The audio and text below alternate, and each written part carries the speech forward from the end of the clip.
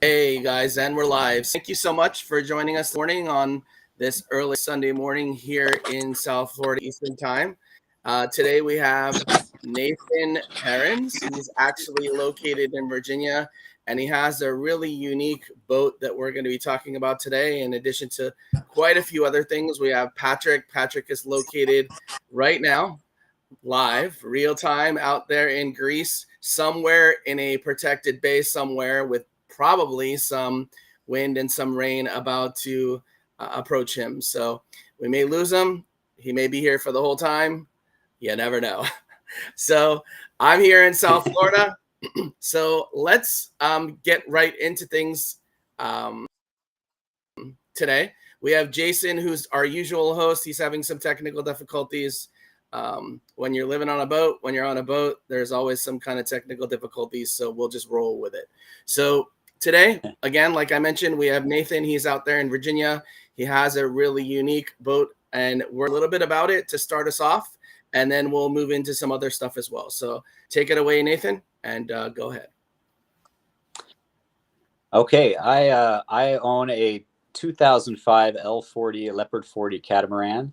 I purchased it in Panama. It was pretty locked down during COVID at that time, but I found this boat that had pretty old engines because I knew that I wanted to do an electric conversion. And so I was able to beat the guy up on price as much as I wanted to, and then flew down to Panama. One motor was able to start. The other motor was questionable. We set sail for Florida with the boat regardless. And one day out, the motor wouldn't really, well, one motor wouldn't start that had a good alternator. And the other motor would kind of start that didn't have an alternator. So I had to swap alternators while we were sailing just to keep some of the electronics alive.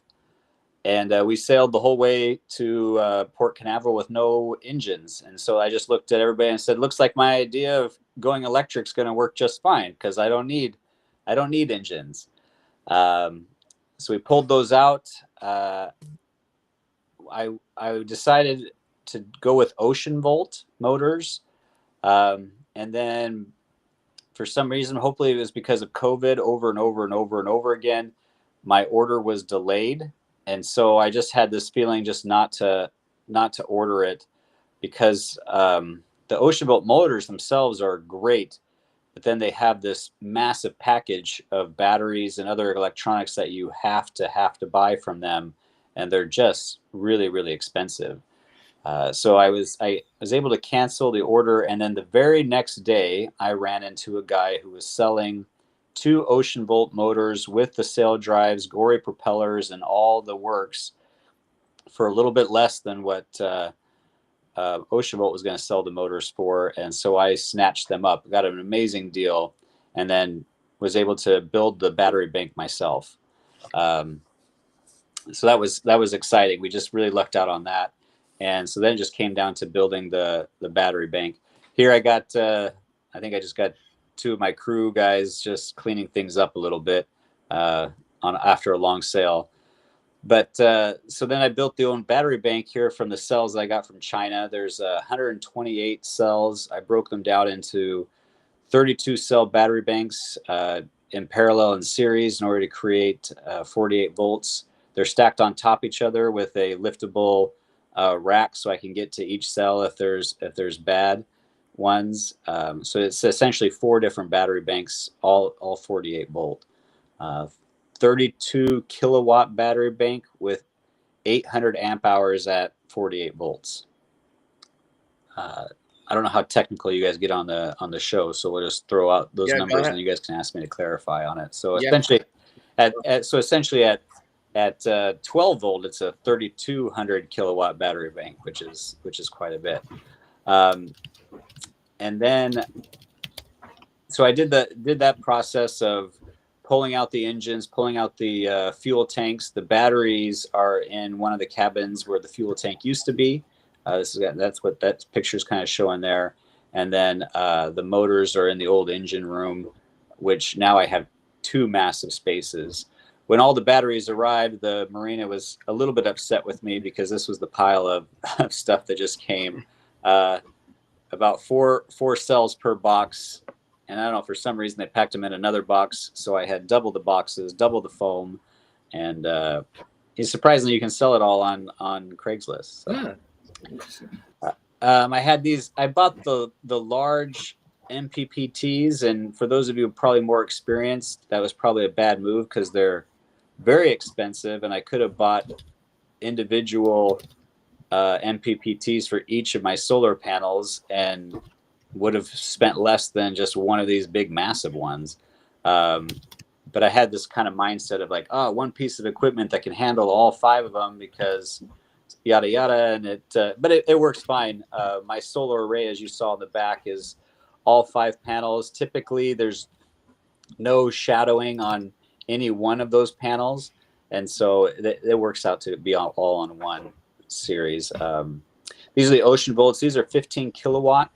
Ocean Boat only required me to have about 8 kilowatt motors for my size of boat, but since these were used, I ended up with essentially double the size of motors. These do have regen capability. If I was on a faster boat, it would probably work great, but my boat doesn't go that fast, so regen is not really that optional. So that's kind of the short of it. After about a year, I launched the boat, turned everything on, and it worked. So I don't think anybody was more surprised than me that I was able to put it together. And then my partner and I, we've been sailing around for ever since. We've probably put 10,000 miles sailing all electric, no generator, no hybrid, just 100% electric. So, that's amazing. Just all right, for cool. your info, Awesome. That sounds like a really, we love the numbers and all the rest, so you can geek out as much as you like. Yeah.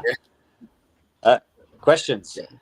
So, do you want to jump in, Aaron? I'm sure Patrick has. You should start, Patrick. I'm sure you have quite a few technical questions. It's interesting for sure. Yeah. My favorite place to start is always how efficient are things. I mean, have you done consumption power for 3 knots, 4 knots, 5 knots? Yeah.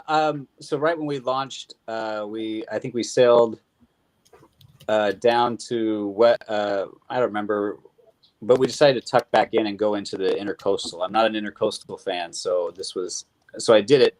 But we wanted to do a full test of the motor, so we put the sails away and we started motoring down the ICW. I wasn't paying attention to tides and currents, so I didn't take that into calculation. But I ran mostly at 5 knots, which was, for those motors, it was just under 3 kilowatt.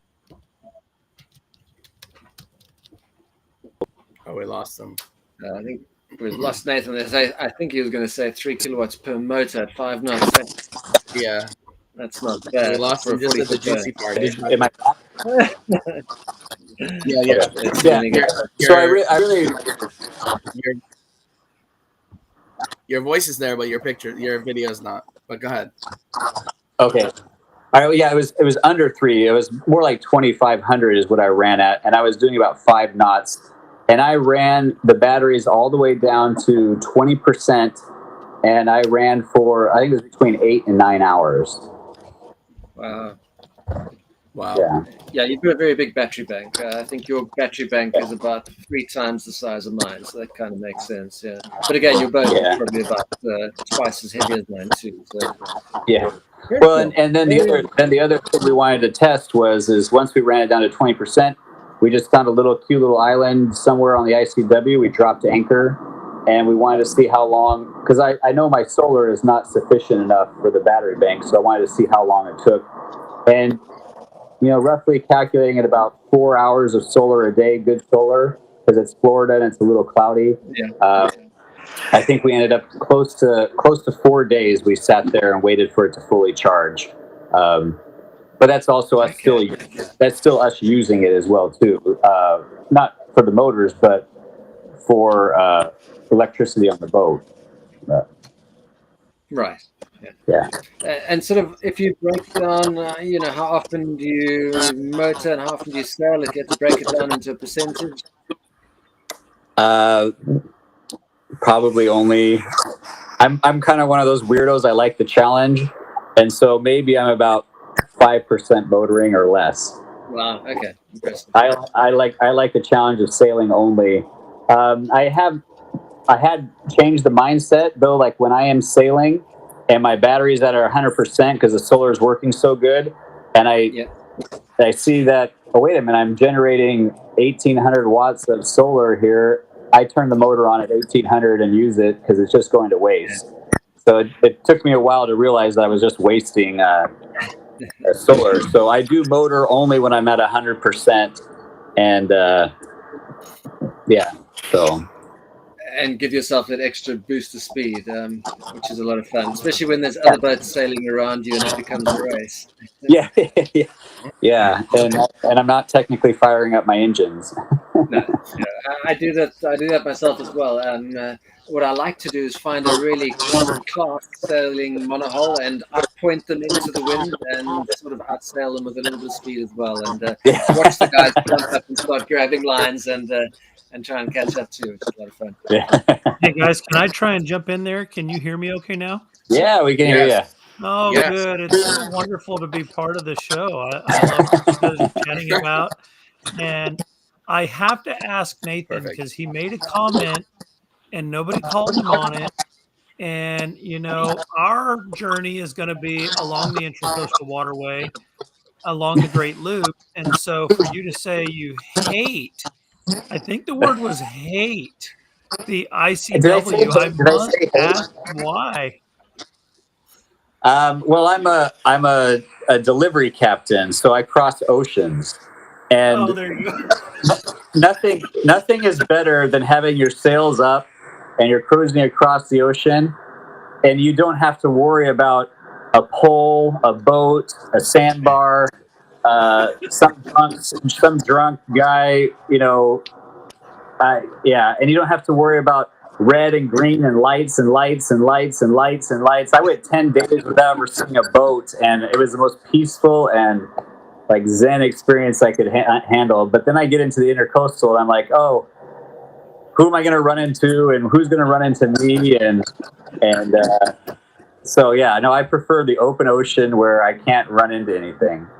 Fair enough. Fair enough. Yeah. I love it.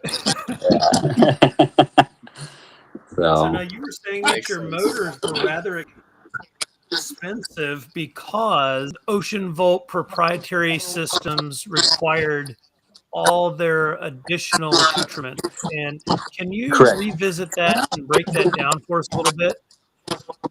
Yeah. So when I first looked it up, and they said like an 8 kilowatt motor is what I would need, including the Ocean Volt sits right on top of their cell drive. So it just kind of connects together. So it's a great little setup. And for that, on an 8 kilowatt motor, I think was less than $12,000. Very reasonable.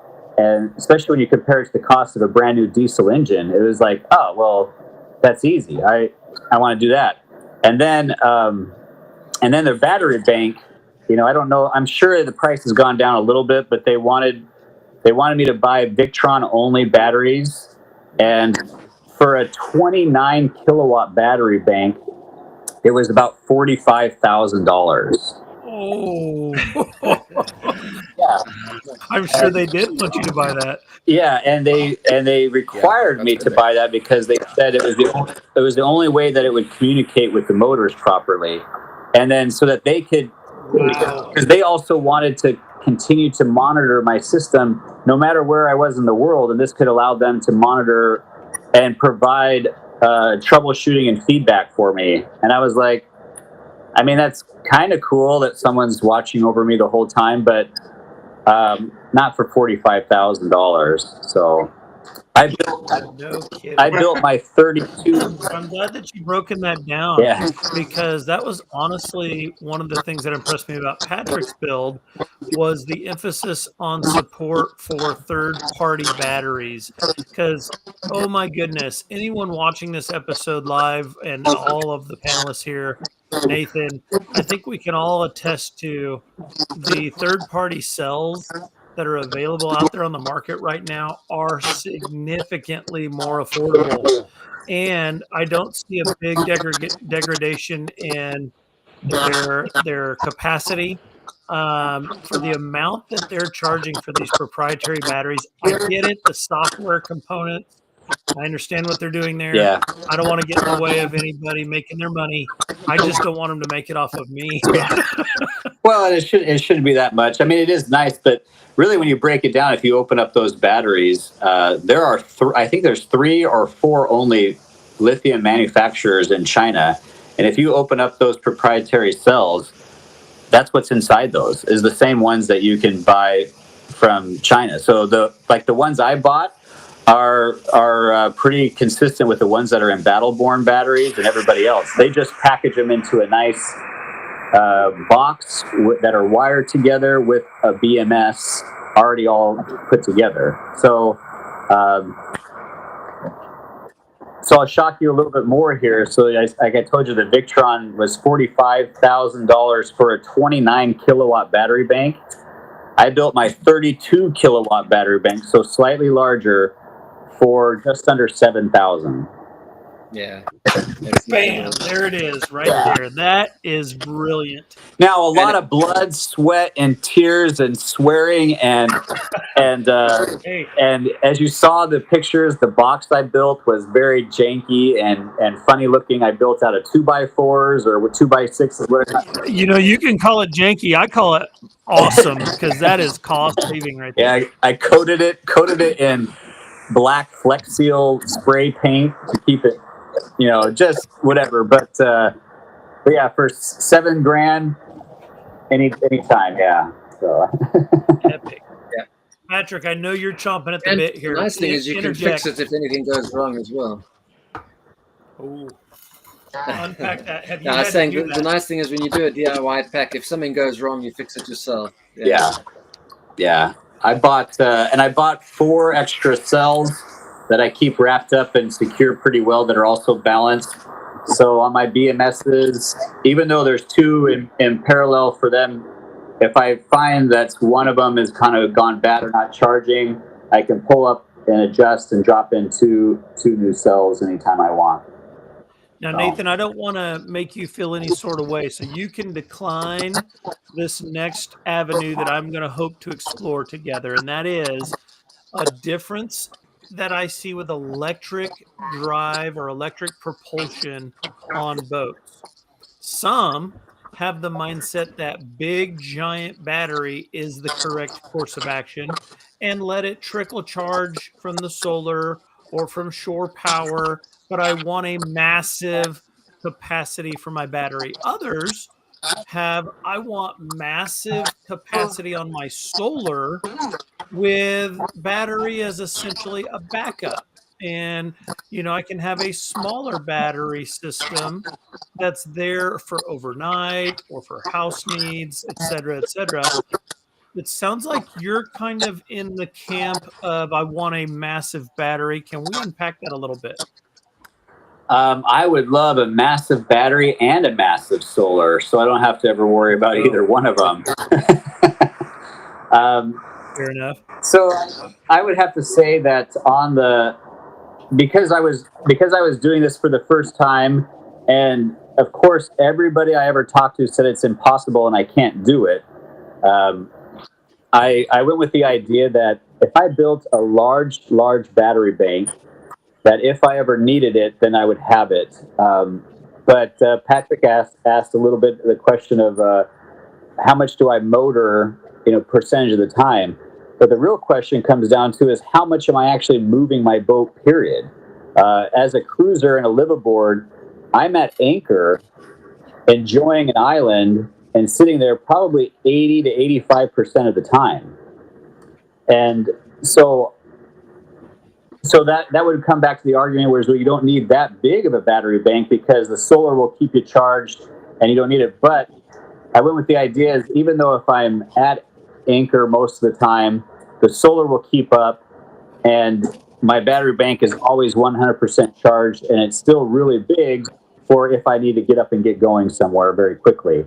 But you have like you said, you have the two aspects there of dealing with um, how much power you need for when you're moving the boat, and then how much power you need when you're sitting, and then how much are you sailing. So it's a good combination there. I have the 5 panels on the back, which bifacial panels, when they first started, they were probably producing about 2,400 watts a piece.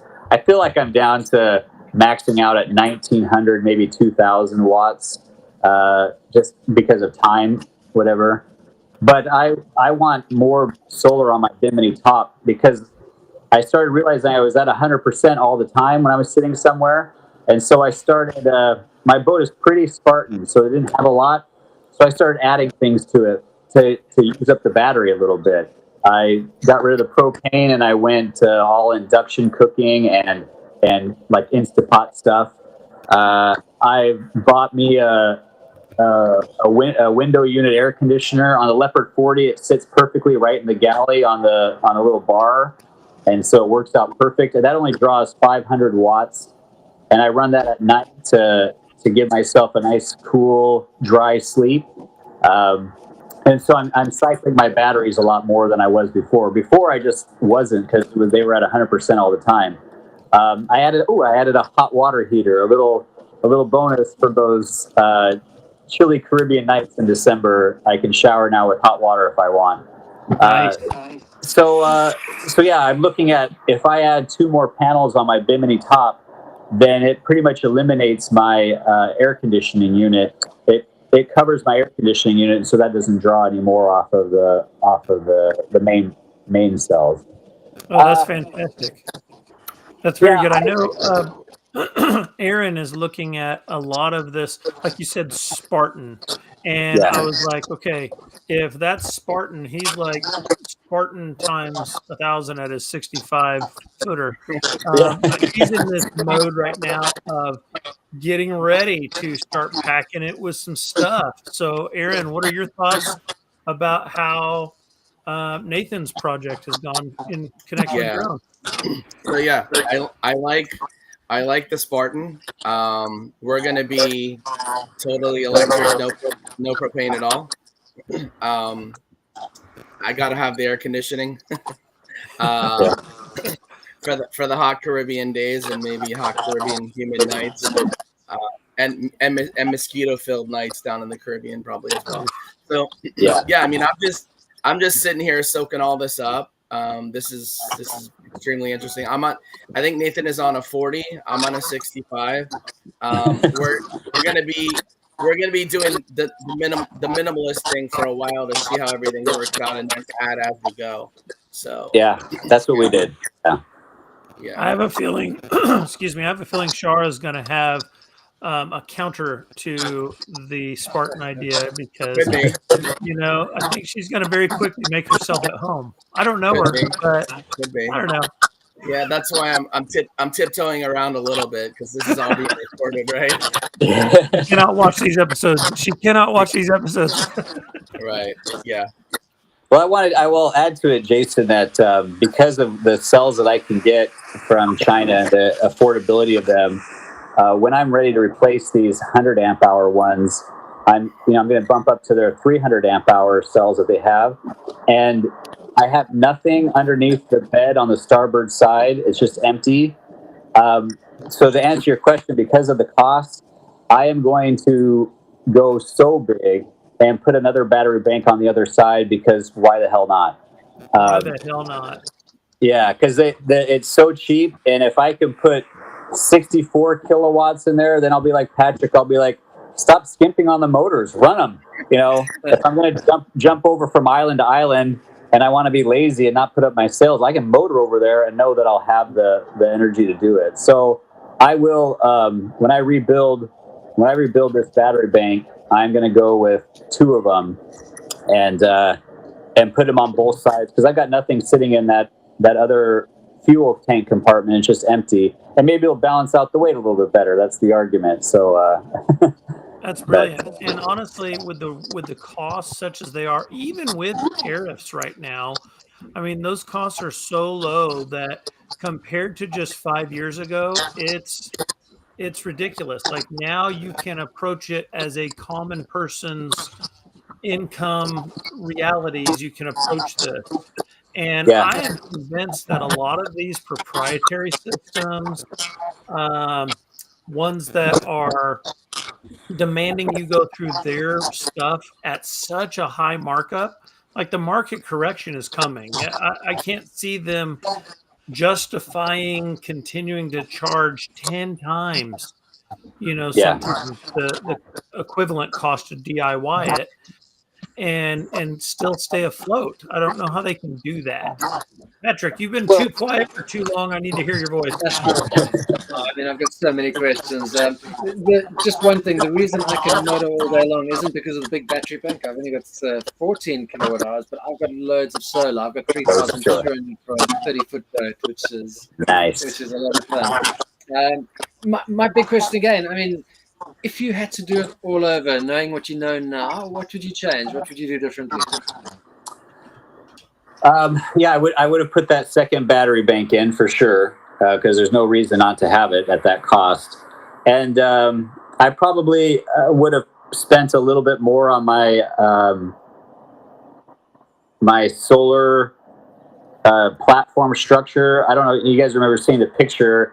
I was trying to save costs and built it on top of the existing platform that was already there. So there's all these bars going everywhere, and it would have been easier just to build a good, straight, solid platform, and then just adding significantly more solar. I want, like I said, I don't know. I had the panels for the Bimini top. I just didn't put them on there. But I would like more solar, kind of like what Patrick has. I'd like to know that I have all the power coming in. But other than that, I like what I did. I think it worked out great. I'm happy with it. It meets my needs. Like I said, I'm not a motorer. I knew I wanted to sail. And I love, after 5 years, having all these people who still tell me I can't do it after I've been doing it for 5 years. It's still hilarious. Yeah. So true, yeah. There's so many people who said it can't be done, and if it can be done, it's not going to be done by you. It's going to be somebody else. Yeah, but Yeah, and the technology is not there. That's my favorite. Well, the technology is not there for it to work. I'm like, oh, I hear you. I hear you. I'll just keep going, even though the technology is not there. Like me when you've done your 10,000 miles. That's very true. Yeah. Well, I think also goes along with what Jason was asking about, like why, and it comes down to, it is a comfortability. I am not an electrical person, but I feel comfortable solving problems. And when it comes down to it, I don't think people want to take individual cells, wire them together, attach a BMS, and connect them all together. I took that battery bank apart and pulled those cells out. I'd have to ask Miriam, I think 7, maybe 8 times. It was just like, nope, it's all got to come out. I've got to redo this. The BMSs don't fit here. Okay, now bring them all back in. Oh, shoot, that doesn't fit. And so people might say I was patient with it, but I think she would say that I was swearing a lot. So I think people, especially if they have the money, they might be willing to say, yeah, I'll pay $1,200 a kilowatt to have somebody else do it for me. But if you have any kind of inclination to be able to do it yourself, the tools are there, the information's there, and you can do it yourself and save a significant amount of money. Well, and I want to interject there because you and I spoke before the show went live, and neither one of us are by trade. Like this is not our world. This is not our profession. But the information's there. You said that, and what I want to remind everyone is, right here on YouTube, get on it and start searching it. You don't have to search that deeply. And you take the BMS that he brought up and go, I don't know how to run those 16, 17 leads and where they go and how they go. Yeah, well, someone else does, and they've shown you how to do it. And you can hit pause and rewind until you're happy. Like it's there, guys. Do it. It's if you have any inclination to do it, do it. Absolutely. Yeah, I still can't really tell you the parallel and series. I mean, I know what there's a difference, but it's like port and starboard. I forget which one is which. So yeah. Yeah, the idiot's guide is parallel first, series second. You always want to parallel yourself before you connect in series. Nathan, I don't know if you caught it, but I'll still watch Patrick the looked YouTube at me when video. he said "idiot's guide." Did you catch that? Yeah. No, I'll still watch the YouTube video before I put him on again, even though I've done it like 5 times now, because I've built a school bus with these same cells and same processes. But I'll still watch the YouTube video just so I don't blow myself up. So. Okay, you're gonna have to share some pictures of the school bus. I'm very keen to see that one as well. Yeah. Oh yeah. I'll have to. Tell me where to send them, and I'll send you guys my electrical setup on the school bus. That'll be cool. Fantastic. Yeah, we've got the WhatsApp group. You can just pop them in there. Oh, okay. Perfect. So I know on the video you mentioned that you would go for the smaller MPPTs instead of the giant ones and save yourself a fortune. It's also more efficient, I think, going for many smaller than a couple of large big ones. But what if you didn't get lucky with that second-hand set of Ocean Volt motors? Unless you're, floating in cash, in which case Ocean Volt's batteries are going to be great. Did you have a backup plan? No, I did not. So, Okay. So I was with a magical woman at the time, Miriam, and she manifests things and she makes things happen. So get yourself a witch of a woman, and all this will come together just fine. So that was excellent advice. That was my backup plan. Yeah, like I said, it was the very next day that I canceled my order with Ocean Volt. That you guys may know, if you guys watch YouTube videos, it was the O'Kellys, Nick O'Kelly. Oh, yeah. I don't. Yeah, I love those guys. Yeah, so him and I met a while back, so we were kind of friends, and he was asking me about this, and then when I told him, he was the one that contacted me the next day and says, "Hey, I know a guy," and connected me with him, and so I owe it to Nick. I still haven't bought him dinner because I haven't run into him yet, but I know I owe Nick a dinner because he's the one that hooked me up with the guy selling the Ocean Volts, and it worked out good. So no, Patrick, I didn't have a backup plan. I don't know what I would have done. So, all right, good. Yeah. Yeah, no, I love the Achilles. I find his channel sort of so easy to watch and so down to earth, and he's got a great channel.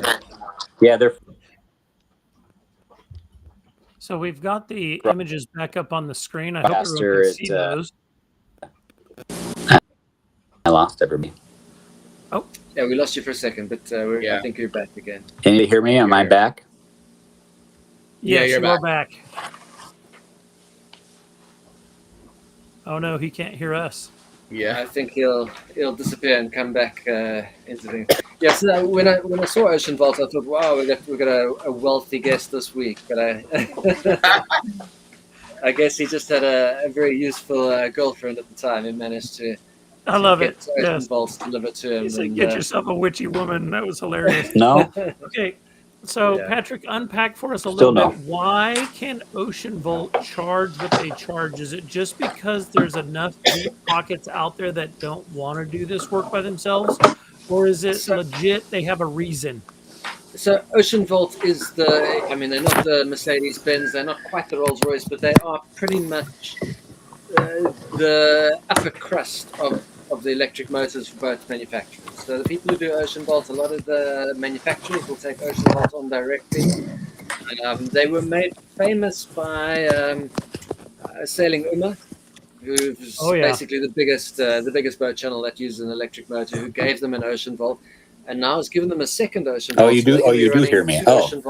Man, it's a good thing I didn't start saying a bunch of weird stuff that I can't hear any of you guys, so I apologize. I won't be able to answer any questions. Yeah. So what I was saying is, if budget's not an issue, Ocean Volt will make your boat work. They'll get the job. I'm going to try to leave and come back, I guess. Interesting. So because they are a name brand, one of the top name brands, so you're really just paying for their label. But you missed the beginning. So when Nathan came on, he said the motors themselves are actually fairly well priced. It's only the stuff around the motors, particularly the battery, which they charge too much for. So I don't Oh, know if they've 100%. changed their policy into selling only motors to people, but I know their reasoning was that they basically want to have an all-in-one system that's not going to go wrong because they've tried and tested everything together. They But package yeah, it. you need deep pockets. But And I know that frankly, I Sailing don't Uma doesn't care. use Victron batteries either. They use their own stuff. So it'll be interesting to hear Yeah, if I they've don't stuck to care for that. making, a logical profit. And how do you define that? I know in capitalist society, that's like, who's going to say what's enough? Well, the market Yeah, demand is what says enough. And I just don't see how we don't, with I still e-propulsion, can't hear with anything. Torpedo even, with the different options that are coming on board right now, even the new ports that are starting to branch out. Like, how can these companies keep on charging that much more and get away with it? And I'm appreciative ultimately that there are alternatives that can run off of third party battery systems so we're not locked in. yeah. Yeah. Look, it's Let me also, I mean, a see. lot of the time it's school fees. If you've got, you either have lots of money or you need to go and spend your time in YouTube University. So, Love it. Love it. I liked when Nathan, I know he's struggling to get back connected where he can hear, but he said something. Yeah, I don't know if you watch YouTube. And he started off with that. And then he was specifically referring to that channel. But, I'm like, if you don't watch YouTube, what are you doing? I don't. oh, you might be 16 and on TikTok, but Well, that's fair enough. TikTok is the new YouTube. Here we go. Yeah. Oh, we saw Nathan and then he disappeared on us. I think One he's other going to thing that try I wanted again. to address, and I want to really come back to Aaron on this one on behalf of our viewers, this question right here. And so he talked about this being one of his big regrets was going with the big charge controller, the big MPPT, versus one for each one, or at least each pair. And that was Yep. one of the big lessons I learned from Patrick and a couple other channels, um, was the importance or the value, I should say, of sticking with the smaller MPPTs. And so, as you're looking into your system, Aaron, are you Yep. keeping that in mind, or are you targeting like those are very attractive, but everyone I Yes. hear says that it's actually smarter to go the other way. So I'm definitely planning on going with the smaller ones for the two reasons. It's less expensive and it's more efficient. So Yeah. why wouldn't you want to have both of those? So Nathan, we can hear you again. Yeah, I can And hear you guys now. Yeah. we can see you, so you can carry on. Nathan, I we were don't. unpacking this just a little bit, but I want you to pick up where you left off. What was I If you saying? remember.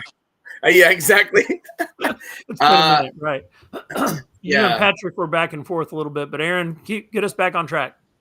Yeah. I think you were talking about the wonderful woman that you had at the time when you had her and needed her to get you on track with the ocean boat motors, and then everything went haywire. So, Yeah. No, it's like I said, but we did not have a backup plan.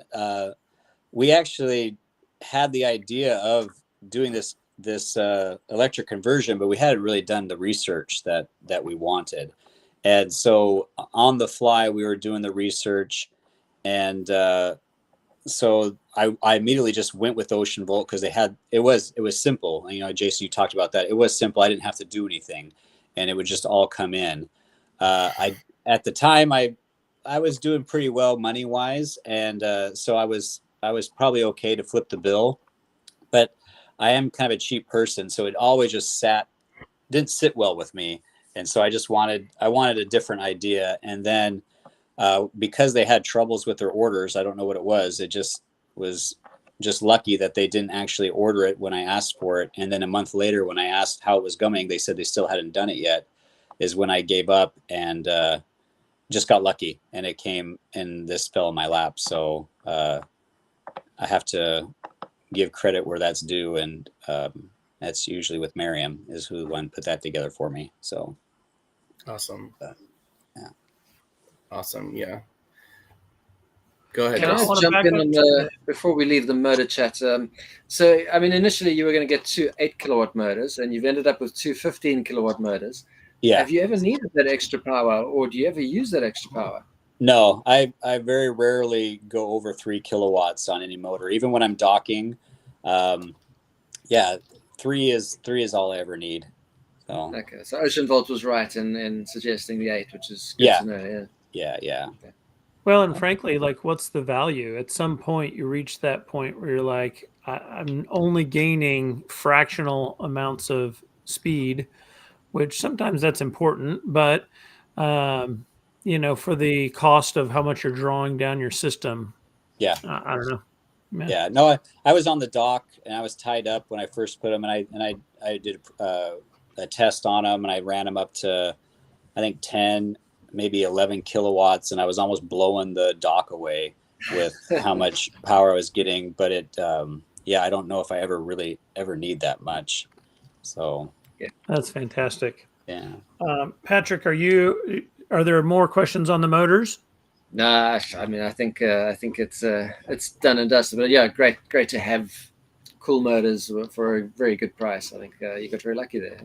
Yeah, I got them for an amazing price. I probably won't tell you what I paid for them, but essentially the Gory propellers themselves new are almost the cost of what I paid. So Wow. Yeah, very impressive. Yeah. So we're looking at your solar array, and you had mentioned wishing you had approached that structure differently. Would you revisit that? What would you do differently, and why? Well, there's a lot of old stainless steel in there. I know a lot of it is for the davit to raise the dinghy, which is fine, but the slant, I haven't had a lot of problems with it. I get a lot of people questioning me on that, like they think I did it for some kind of like scientific reason. Truth is, I didn't do it for any kind of scientific reason. Just saving on steel, so is all I really did. I would, if I were to redo it again, I would still put a slant on it, just not that big. Cleaning it, I hardly have to clean these things because everything runs off just fine. All flat is not necessary, I don't think. I would put a structure all the way out to the edge to support the outer Across panel. the beam. Yeah, I get a little bit of bouncing sometimes, not a lot. It's still secure, but I'd like a little bit more support out there. And then maybe just finding a way that I can incorporate that same structure into the structure on the bimini top, just to increase size. And then, when I bought these 5 years ago, 425 kilowatts was pretty impressive. Like, wow. But I mean, you can get 600 watts now. So, Yeah, that's fantastic. The yeah, change is so happening exponentially. yeah, they are So definitely increasing. So I have something really interesting here. So before you were talking about adding the additional battery bank and adding the additional solar power, and you're getting close, if not right on target, to have what's called perpetual power, which is basically taking in more than you're putting out. And that, to me, that's freedom, right? That's total freedom, which means that then you're free to go and you're unlimited. That to me is amazing. So yeah, that's why like with Patrick, what he's got on his boat, I'd like to try to get closer to that. I'd like to try to be able to know that during the day I can run one motor at 3,000 watts, and I'm doing 5 knots if there's no wind. I recently did a solo passage from Puerto Rico to Guatemala, 13 days, and I didn't want to risk using my battery bank because I wanted it for an emergency. But so I found myself dropping sails and just drifting as I took a nap. But if I was inclined to have 3,000 watts of solar coming in, I could have dropped all the sails and put it on autopilot, and I could have been motoring at my 4 or 5 knots on one motor. And like Aaron said, that's total freedom. That's what you want. that's the dream. Out of curiosity, have you ever tested how much power you need for sort of very low amounts of speed, like for 3 knots at least? Yeah, no, You might it's already be able to do it on what you've got. Yeah. I do. I can at that 1800. If my solar's producing that 2000 watts and I run it at 1800, then 3 knots is pretty. That's on one motor. I can do 3 knots pretty easy. Okay. Have you tried so typically you'll get more efficiency running two motors at 1.5 kilowatt than one motor running at 3 kilowatt. It's not like diesels where you Yeah, want to do the opposite. I've played around with that a little bit. Yeah. The difference is, a half a kilowatt, or a half a knot or whatever. It's not enough to play around with it too much, but Okay. yeah, Cool. yeah. So this is an interesting topic, and it's one that we're going to be revisiting on actually October 18th. Past guest came on, Reinhard, and did a beautiful job refitting his boat as a completely solar electric. And so we're going to be talking about solar arches, solar canopies. I hope you'll come back and maybe even join that conversation, because I like the different perspectives. I love the different motivations and rationales for this, that, and the other. It's a fascinating thing. But yeah, we'll be doing that, and that'll be less showcasing a particular boat and more let's talk in depth about this topic of solar arches and whatnot, because I think you've got an impressive array. I did have the same question. Why is it slanted? That's fascinating. I'm looking at that and I want to know. And so, because ours on Soul Seeker is just very temporarily mounted to the top of the hard structure, and that's the next step, is to get it up above and remove the soft enclosure bimini. And so, yeah, I was super thrilled when I saw yours. I was like, oh, he's using the existing. Okay, I see what he's doing. Yeah. Why is it slanted? I need to know. I'm glad you addressed that. That is very good stuff. Any other comments, questions from our panel? Or are we ready to do our parting thoughts? Ready. Hearing a ready and seeing some nods. We're going to go ahead and transition into that section. So Nathan, what we do with this is I'm going to get rid of, excuse me, the screen share here. And we will just kind of our parting thoughts, our final thoughts on this discussion regarding, dude, I never asked you, is it pronounced Ooga Chaka? Yeah, Ooga Chaka. Ooga Chaka. Okay. Is there a story behind that before we go into final thoughts? There is a little story behind that. The very first boat I was building, my family had a name for it. I wasn't a big fan of it, and I was sailing from South Africa to Florida, and we were hailing ships, and you have to say the name of the ship 3 times. Santa Maria, Santa Maria, Santa Maria. This is sailing vessel, blah blah blah. And I started thinking about that song Ooga Chaka, and I realized if anybody had to hail me, they would have to go Ooga Chaka, Ooga Chaka, Ooga Chaka, and I could just come back to them with more of the song or whatever I wanted to. So I changed my name from whatever it was going to be to Ooga Chaka, and to this day, no one. Oh no. No. We lost him at the juicy part again. Say, click. But that's very funny. I like that a lot. Yeah, I'm just saying his next boat needs to be hooked on a feeling. Yeah, we hear you. Go ahead. I was gonna say, I don't know if you heard me. I say, but to this day, no one has ever actually held me on the radio, so it's never worked out for me. But I felt like turning into somebody and like heading right for them, so they would hail me at least. But it's funny. That's really good. Very funny. All right, let's go in the order. Let's go Aaron. Let's go Patrick. Then I'll go, and we'll wrap up with Nathan. Final thoughts about Ooga Chaka. Yeah, so I think that Ooga Chaka is a interesting, unique specimen. Really, I'm watching with great interest when he adds this second battery bank in and the additional solar panels, because that's my my dream is to do the perpetual power, which again, everyone says it can't be done, but Patrick is just about doing it now. So, and I'm sure they're telling him he can't be done too. So that's really my interest, is really keeping in touch with Nathan and seeing where things go for sure. Yeah. Thanks, Nathan, for coming aboard. Yeah.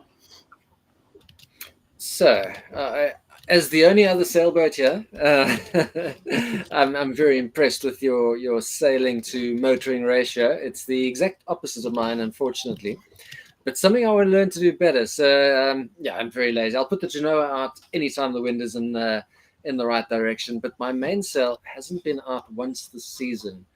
Mostly because I didn't need it. The sun has been shining, but now it's not looking so good. But yeah, so if you're ever looking for a free pair of hands, if you're doing a delivery in the winter season, give me a shot. Fantastic work with this. Yeah. Sorry, Nathan. Cheers. Oh, that's fantastic. I think Ooga Chaka is a fantastic vessel. It's a beautiful boat. I love the sugar scoops, love the slanted solar for whatever reason. I like it.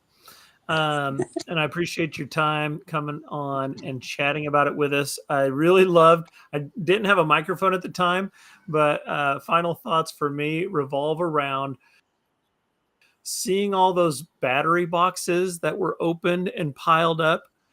Is the adult Jason equivalent of 12-year-old Jason getting a Nintendo and going, "It's the greatest day ever. Oh my God." So seeing all those battery boxes would just be the cat's meow. Fantastic. I loved the shot of that. Thank you. Yeah. And now we go to Nathan. Yeah, it was definitely, that was our feeling. That's why we stacked them all up and we're excited about it. But no, I've really enjoyed this journey. I've had no regrets on it, other than just like what Patrick said, what would you do differently? I'm always planning on, okay, I'm gonna do this. I know I want to add a bigger bank with these 300 amp hour cells now. I know I don't have to buy 128 of them. I can build it. So the technology is getting better.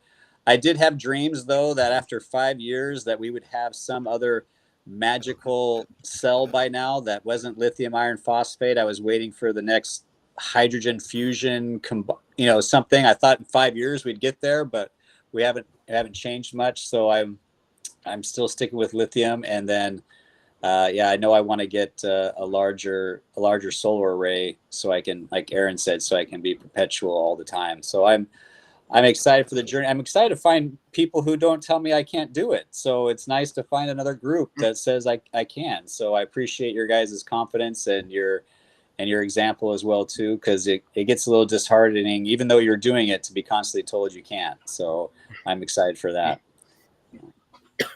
Fantastic. Well, folks, thank you so much for chiming in and for visiting and watching the series. And this podcast is now very exciting news, available on Apple Podcasts, Amazon Music, all the places. And so it's not just here on YouTube any longer. Please engage with our content wherever it is available.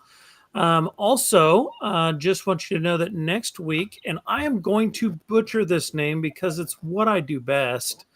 Patrick, I believe, has a friend coming on next week, Henrik Lohman.